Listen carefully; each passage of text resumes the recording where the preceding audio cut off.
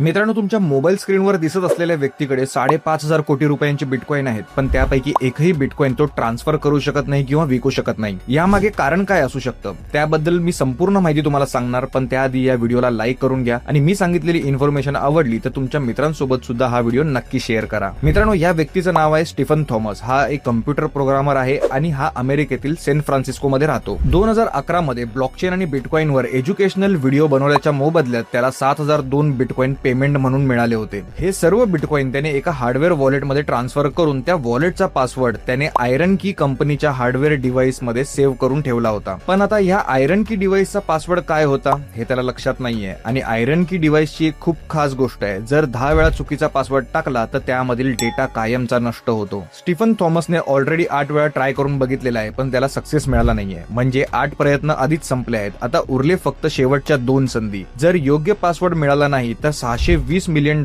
चे बिटकॉइन कायमचे गायब होतील. काही सायबर सिक्युरिटी कंपन्या त्याला ड्राईव्ह उघडण्याचा दावा करून देत आहेत, पण एक चुकीचा निर्णय आणि हे संपूर्ण बिटकॉइन कायमचे गायब होऊ शकतात. ही स्टोरी आपल्याला एकच धडा देते: not your keys, not your crypto. आणि पासवर्ड हरवला तर सर्व संपलं. मित्रांनो, जर तुम्ही क्रिप्टोमध्ये गुंतवणूक करत असाल तर वॉलेट सिक्युरिटी आणि बॅकअप कडे कधीही दुर्लक्ष करू नका. मित्रांनो, तुम्हाला काय वाटतं, स्टीफन थॉमसला त्याचे 7,002 बिटकॉइन मिळवण्यामध्ये यश येईल का हे मला कमेंट करून नक्की सांगा. आणि क्रिप्टो मार्केट बद्दल असेच महत्त्वाचे अपडेट मिळवण्यासाठी क्रिप्टो क्रांती चॅनलला सबस्क्राईब करा.